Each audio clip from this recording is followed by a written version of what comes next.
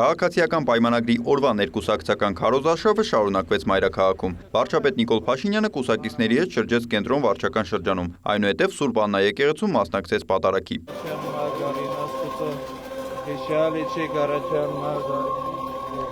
Երկրի ղեկավարը երբ դուրս էր գալիս եկեղեցուց, միջադեպ գրանցվեց։ Մի քաղաքացի փորձեց թիկունքից հարվածել Նիկոլ Փաշինյանին։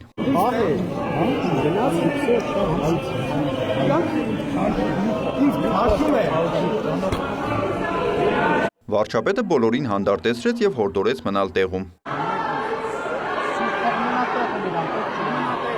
Ավելի ուշ քննչական կոմիտեն հայտնեց, որ միջադեպի առթիվ նախաձեռնվել է քրեական վարույթ, խուլիգանության և պաշտոնատար անձի օրինական, ծառայողական կամ քաղաքական գործունեությանը միջամտելու հոդվածներով 3 անձ ձերբակալվել է։ Քաղաքացիներից մեկի կարծիքով վարչապետը պետք է մեծ քաղաքական հարցերով զբաղվի և ոչ թե օրինակ մեկ մարդու հարցով։ Այստեղ կա իրականում հայեցակարգային հարց, որովհետև քաղաքականության և պետության պատկերացումների մասին։ Ինձ համար մարդու հետ շփումից դուրս քաղաքականություն չկա, որովհետև քաղաքականությունը մարդու հետ խոսակցությունն է։ Երկրորդը, քաղաքական եւ աշխարհքաղաքական է մնացած հարցերը։ Փառք Աստծո, դուք տեսնում եք, թե մենք ինչպիսի այսօր Հայաստանը երբեք հարաբերությունների այնպիսի լայն շարավիղ չի ունեցել իր ողջ պատմության ընթացքում։ Եվ աշխարհաքաղաքական եւ միջազգային ավելի մեծ հեղինակություն չի ունեցել իր ողջ պատմության ընթացքում։ Եվ իմ ընկալումն է նա, որ պետության ղեկավարի կարևորագույն գործերից մեկը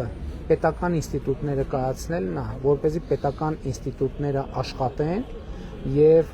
քաղաքական լիդերների համար ավելի շատ ժամանակ թողեն ռազմավարական հարցերի շուրջ մտածելու։ Արդյոք քաղաքացիների հետ շփումը ռազմավարական հարցերի շուրջ ինչ-որ բան տալիս է, հարցրեց քաղաքացին։ Ես ձեզ մի դրվագ պատմեմ, որ սկզբունքային կարևոր նշանակություն ունի։ Երեք մի կին մոտեցավ ինձ Մալացիա Սեբաստիա համայնքում եւ ասեց հետեւյալը. ասացնեն եք, որ շատ հարցեր ունեմ ես։ Ասի գիտեք ինչ, քանի որ սենց քայլելու փողոցի ռեժիմում եմ, ասի ես խնդրում եմ ձեզ մտածեք այդ ձեր բոլոր հարցերի մասին։ Եվ ասեք ձեզ հուզող ամենակարևոր հարցը։ Ես մտածում եի հիմա ինչ որ թաղի, փողոցի, բանի հետ կապված հարց կլինի, որովհետև ի սկզբանե իր մոտեցածի տրամաբանությունը ինձ տենց թե մեկ էլ մի պահ մտածեց, ասեց ամենակարևորը խաղաղությունն է։ Եվ դա շատ էական է, որպեսզի մենք մարդկանց հետ շփումներով կարողանանք մեր ռազմավարությունները ճիշտ որդեգրել, որովհետև քաղաքականությունը մարդու համար է։ Մենք որոշումներ կայացնում ենք, որպեսզի դա մարդկանց կյանքի վրա ազդի։ Մենք պետք է որոշումները կայացնենք, հետո դուրս գանք, տեսնենք այդ որոշումները ոնց ազդեց մարդկանց կյանքի վրա։ Ազդեց թե չազդեց։ Ազդեց այնպես, ինչպես մենք էինք պատկերացնում, թե չազդեց այնպես։ Այս շրջայցերի արդյունքում երկրի ղեկավարը համոզվել է, որ ճիշտ ճանապարհով են գնում, քանի որ մարդիկ կարևորում են խաղաղությունը, առողջության համընդհանուր ապահովագրությունը։ Ես վարչապետի պաշտոնում ես հատուկ հանել եմ, ասել եմ վիճակագրություն անեն։ Ոչ մի Հայաստանի ղեկավար այնքան շատ բնակավայրերում չի եղել, ինչքան ես եմ եղել, եւ այնքան շատ ժամանակ չի անցկացրել։ Եվ ինձ համար կարևոր է, որ ես հիմա ձեզ հանդիպեմ եւ դուք ձեր դիտարկումները ինձ ասեք, բա ուրիշ որտեղ եք ասելու։ Շրջայցի ընթացքում անդրադարձ եղավ Սուրբ Աննա եկեղեցում գրանցված միջադեպին։ Եկեղեցում այդ մի քանի մարդը որ աղմուկ էին անում, մի մասը հանրապետականներ էին, մի մասը ոնց է կոչվում, Սասնա ծռեր, թե Բևեր, այդ քաղաքական ուժի ներկայացուցիչներն էին։ Վարչապետն ու թիմակիցները մետրոյով ուղևորվեցին Էրեբունի վարչական շրջան։ Այստեղ Նիկոլ Փաշինյանը քաղաքացիների հետ խոսեց արդարության եւ սահմանադրության մասին, նշելով, սահմանադրությունը պետք է քաղաքացու համար գրված լինի։ Ես կարծում եմ, որ այդ խնդրի լուծումը այն է, որ մարդը համարի, որ այդ որոշումը, որը կայացվել է իրավակարգի շրջանակում, կայացվել է այն իրավակարգի շրջանակում, որի հիմնադիրը ինքն է։ Եվ այս է պատճառը, որ նոր սահմանադրության օրակարգ այդքան կարևորում է, այո, որովհետև ուրիշ բան է, հիմա ինչի է մարդը անարդար համարում, որովհետև ասում է ինչ-որ մարդիկ գնացել են միած սահմանադրություն են գրել, հետո ինչ-որ մարդիկ ինչ-որ օրենքներ են գրել, հետո ինչ-որ միած դատավոր գնացել է մի հատ որոշում է կայացրել, հետո ինչ-որ մի հատ հարկադիր կատարող եկել այդ որոշումը իրագործում է, բայց մարդը չի համարում, որ այդ սկզբանը իր պայմանավորվածն է եղել, որ այս դեպքում էս առնելու, այս դեպքում էս առնելու, այս դեպքում էս առնելու։ Արդարությունը եւ արդարադատությունը համապատասխանությունն է սահմանադրությանը, բայց այդ սահմանադրությունը պետք է բխած լինի ժողովրդից, որովհետեւ եթե ժողովրդից չի բխում, ժողովուրդն ասում է «Այդտեղ է գրել այդ սահմանադրությունը»։ Ինչ կապ ունի այդ սահմանադրությունը։ Այդ ինչի եք բերում փաթաթում այդ վզին։ Մետրոյի Սասունցի Դավիթ Կայարանում վարչապետը շարունակեց շփումները քաղաքացիների հետ։ Պարոն Փաշինյան, ես շնորհակալություն եմ ուզում հայտնել, իմ տղաներս պայմանագրային զինծառայող են։ Այնքան գոհ են։ Ատեստավորվել են։ Այո։ Հիմա ասեք, այ հոյակապա։ Ուզում եմ իմ շնորհակալական խոսքը ասել։ Կարևոր է, որ քաղաքացին արդեն խոսում է, թե ինչու հոսանքի լարերը անցկացված չեն գետնի տակով։ Արձանագրում է վարչապետը, հնդածս ողջունում մարդկանց։ Մեր ընտրությունների ճակատագիրը կախված է ումից։ Մեր ժողովրդից։ Դուք էլ այդ ժողովրդից, այսինքն ձեզնից է կախված։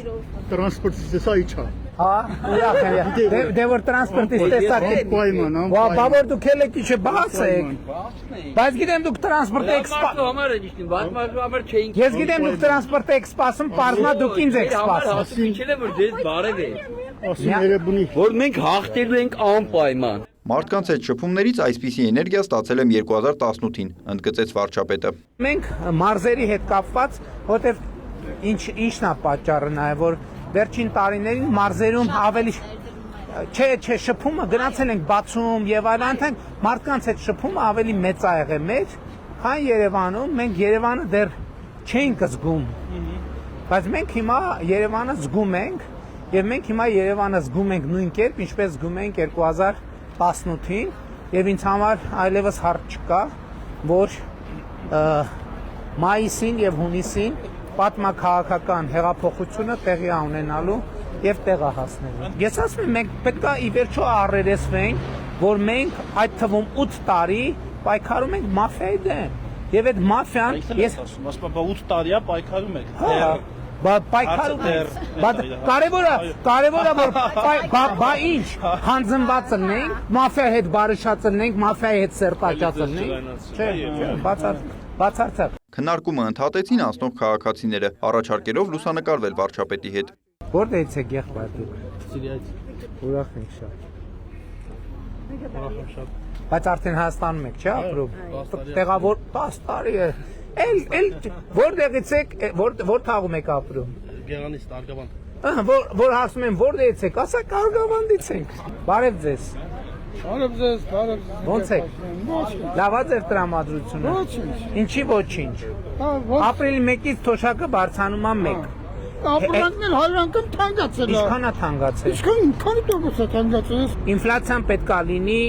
սահմանված չափով։ Երկրորդը, մենք հիմա թոշակը բարձրացրել ենք եւ առաջին անգամ Հայաստանի պատմության մեջ միջին թոշակը ավելի բարձր է, քան սպառողական զամբյուղը։ Բայց մենք հիմա ինչ ենք ասում։ Ասում ենք, որ մենք թոշակը այլևս երբեք թույլ չենք տալու, որ սպառողական զամբյուղից նվազի։ Եթե գնաճ եկավ ամեն տարվա հետն ու 2 տարի բանով, որ եկավ տեսանք այնքան է, որ թոշակը պակաս է սպառողական զամբյուղից, մենք դա կբարձրացնենք, որ առնվազն այս նույն վիճակում մնա։ Զանգահարեցին նաև Ստրասբուրգից, դիմում էին Հայաստանի Հանրապետության քաղաքացիության համար։ Բա գիտեք Հայաստանի քաղաքացիությունը դա հենց հեշտ բան է։ Ինչ կարելի անել, որ հեշտ ստանալ։ Ուրիշ երկրի քաղաքացիություն ունեք։ Ֆրանսիա։ Ունեք քաղաքացիություն։ Օրենքը մի քիչ թեթևացրեք, որ մարդ հեշտ ստանա։ Բայց չեք ունեցել նախկինում Հայաստանի քաղաքացիություն։ Չունեմ Հայաստանի հետ։ Բայց նախկինում ունեցել եք։ Ոչ, ես Հայաստանի չեմ։ Դե պետք է դիմեք ստանաք, խնդիր չկա։ Երեխաները խնդրեցին ֆուտբոլի դաշտ ունենալ։ Եթե վատն է, կնորոգվի, եթե կպարզվի դա չի հերիքում, այդ ժամանակ կարելի է հաջորդել։ Հիմա մենք մեր նախընտրական ծրագրի մեջ կետ ենք ավելացրել այդ մանի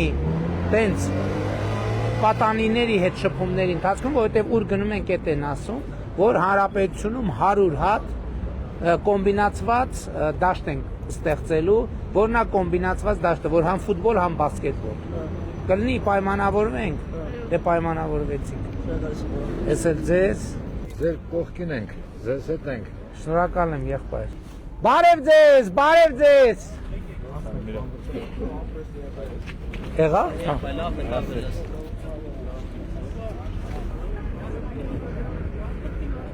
Ավարտին Նիկոլ Փաշինյանը տեղեկացրեց, վարչաբենդի համերգը կկայանա ապրիլի 4-ին ժամը 20-ին մարզահամերգային համալիրի նախասրահում։